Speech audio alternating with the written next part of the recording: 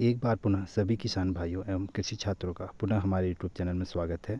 किसान साथियों, करीब 2 से 3 वर्ष का एक सेब का पौधा सूखने के बाद मेरे को जिज्ञासा हुई कि मैं इसकी जड़ में खोद के देखूं कि इसका क्या कारण हो सकता है।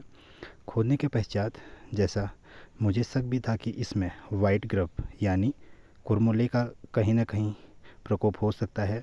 और जैसा कि हम जानते हैं कि पर्वतीय क्षेत्रों में कुरमुले का काफ़ी प्रकोप है, जिसके कारण ये हमारे फलदार वृक्षों की जड़ों पे वार करते हैं तथा फलदार वृक्ष को सुखा देते हैं। जिस प्रकार आप देख सकते हैं कि ये 2 से 3 वर्ष का पौधा था, जो सेब का पौधा था, लेकिन इस कुरमुले के कारण कहीं ना कहीं इसकी जड़ पे मिट्टी की जहाँ पे भूमि की सतह होती है उसके करीब वहाँ पे ये जड़ को पौधे की जड़ को चारों तरफ से उस पर छेद कर देता है, जिसके कारण पौधा सूख जाता है। धन्यवाद। किसान साथियों, वीडियो के पहले भाग में मैंने आपको दिखाया था कि कैसे हमारे पर्वतीय क्षेत्रों में कुरमुला जो कीड़ा होता है वो हमारे पेड़ों की जड़ों को काट कर पेड़ों को सुखा देते हैं। तो उसी रोग के लिए तो मैं आज एक मल्टीप्लेक्स का एक सोल्जर अप करके एक दवा होती है जो एक पूर्णतः जैविक दवा है, उसका प्रयोग कर रहा हूँ अपने खेत पे, और इसका एक थोड़ा सा एक्सपेरिमेंट मैं आपके साथ साझा कर रहा हूँ। किसान साथियों, यह अत्यंत आवश्यक है कि हम जब भी खेत में कोई भी रासायनिक या जैविक किसी भी प्रकार की दवा या खाद डालते हैं तो उसके बारे में या उसमें जो कुछ लिखा होता है, उसकी जो डोज होती है, तो उसको एक बार ध्यान से पढ़ लेना चाहिए। जैसे अभी मेरे हाथ में ये सोल्जर अप है और ये आप देख सकते हैं जो मिट्टी में कीड़े होते हैं यानी जो हमारे पेड़ों को नुकसान पहुंचाते हैं उसके लिए कामगार सिद्ध होता है।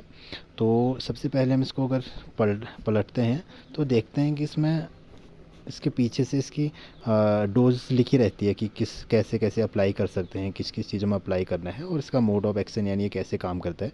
तो इसमें एक जगह पे लिखा हुआ है कि हमें क्या करना है कि 250 से 500 ग्राम ये जो मल्टीप्लेक्स है इसको 50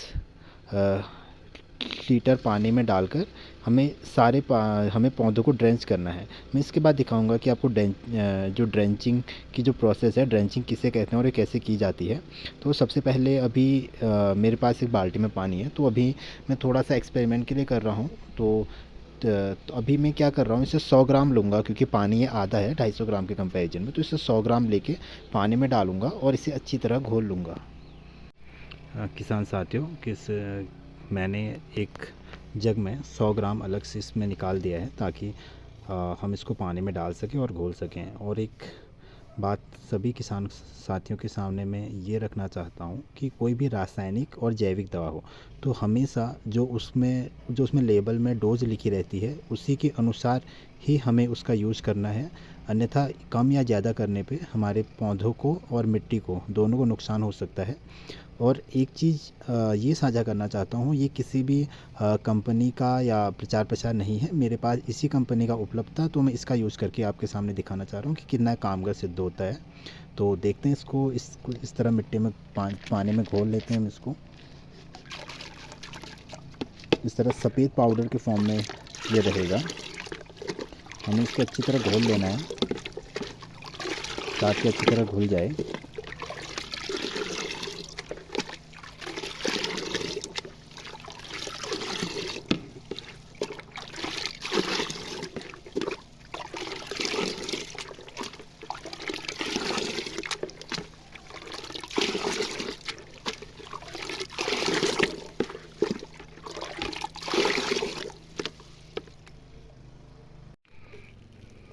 किसान साथियों, यही वो सेब का पेड़ है जिसमें हम ये मल्टीप्लेक्स का जो सोल्जर अफ नामक उत्पाद है इसकी ड्रेंचिंग करने वाले हैं। तो सबसे पहले हमें जो हमारा सेब का पेड़ है उसकी जड़ों के चारों ओर थोड़ा खोद लेना चाहिए क्योंकि ताकि पानी नीचे जा सके।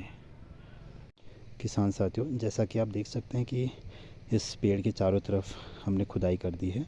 अब हमें इसको सबसे पहले पानी से भिगा लेना है। इसका प्रयोग करने से पहले आपको सबसे पहले ये ध्यान देना है कि आपका जो पेड़ है, चाहे आप पेड़ में प्रयोग करें या खेत में प्रयोग करें, तो सबसे पहले वो पहले से भीगा हुआ होना चाहिए। सबसे पहले हमें नॉर्मल जो हमारे पास पानी है, इससे इस पेड़ के चारों तरफ इसको पेड़ को थोड़ा भिगा लेते हैं इनकी जड़ों में।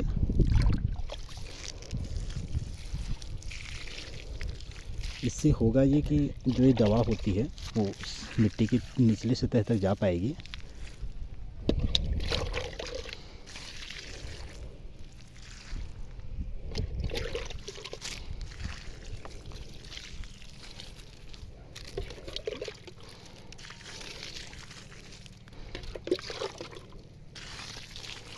किसान साथियों, जैसा कि आप देख सकते हैं कि मैंने इस पेड़ के चारों तरफ इस पेड़ को अच्छी तरह पानी से भिगो दिया है।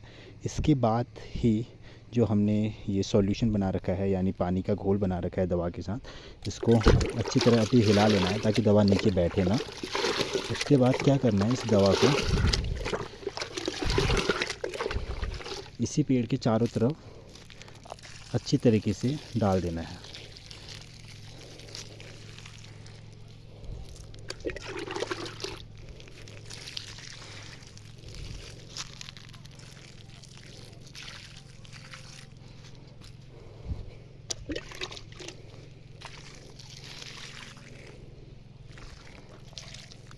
इसी तरीके से 2 से 3 जग हम एक बार में डाल सकते हैं एक पेड़ के नीचे।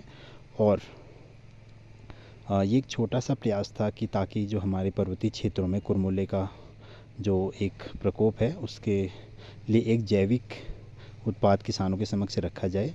किसान साथियों, अगर आपको ये हमारा जो छोटा सा एक मेहनत है अगर वो अच्छी लगी हो तो वीडियो को लाइक कीजिएगा, शेयर कीजिएगा, और हाँ, और उस किसान भाई को ज़रूर भेजिएगा जिसके खेत में ये समस्या है और वो इस समस्या से छुटकारा पाना चाहते हैं। धन्यवाद।